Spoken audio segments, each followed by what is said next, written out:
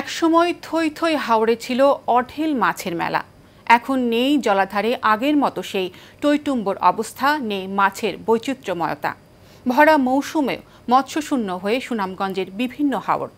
জলবায়ু পরিবর্তন, নদ নদী জলাশয় ভরাট, অপরিকল্পিত বাঁধ নির্মাণ সহ নানা কারণে দেখা দিয়েছে দেশীয় মাছের সংকট।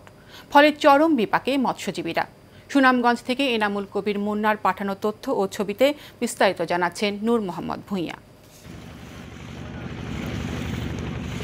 সুনামগঞ্জের টাঙ্গুয়ার হাওর, দেখার হাওর, শনির হাওর সহ সবকয়টি হাওর ও নদী মাছের অভয়শ্রম হিসেবে পরিচিত।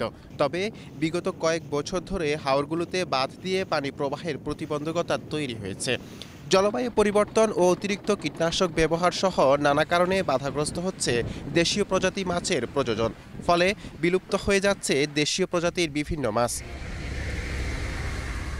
জেলেরা বলছেন, চলতি বছর পর্যাপ্ত বৃষ্টি না হওয়ায় হাওরের পানি কম ছিল।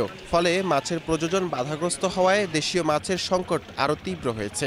পাশাপাশি অবৈধ জাল দিয়ে মৎস্য নিধন ও জলমহাল শুকিয়ে মাছ আহরণের ফলে দিন দিনে কমছে দেশীয় মাছ।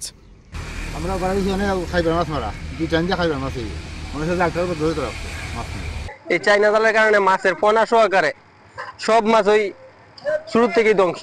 আগের যুগে দেখা যেত কি খাল বিলা ছিল হিসতো না, এখন সব সুদিন আইলে সব হেঁচিয়া পোনা ডিম ডাম যা কিছু আছে সব ধ্বংস করে এলায়। বিল বাদলের মাছ এখন বর্তমানে একবারে নাইগুলো সারে তারা যে বৃষ্টি মারলে তল থেকে বাইন ইসা ট্যাংরা এটা সব পানির বাসি যায়, পরে তারা কার্তিক সবাইয়া দুইটা সাত করে মাছ।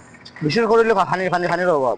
এর পরে তো শুধু সরকারে যদি মাছ কিছু ফালাই দিত না, মাছ আরো কিছু হইতো। সরকার তো তাও মাছ ফালাম না, কদিকে মাছ আইব।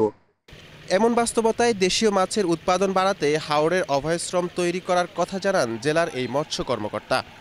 এখানে পলি জমা হওয়ার কারণে নদী থেকে যে হাওরের সংযোগগুলো বিচ্ছিন্ন হয়ে গেছে, আর ওভারঅল সেই বিচ্ছিন্ন হওয়ার কারণে আর পলি জমার কারণে মাছের যে গভীর স্থানগুলো নষ্ট হয়ে যাচ্ছে। এখান থেকে বাঁচার জন্য আমরা যেটা উদ্যোগ নিয়েছি সেটা হচ্ছে প্রতিটা উপজেলায় মৎস্য অভয়শ্রম স্থাপন করে সেখানে যে সমস্ত প্রজাতিগুলো কমে পাওয়া যাচ্ছে সেগুলোকে আবার ওখানে ছেড়ে এবং মৎস্য অভয়শ্রমকে কার্যকরী ব্যবস্থা নিয়ে আবার মাছকে পুনরুদ্ধার করা যাবে বলে আশা করি।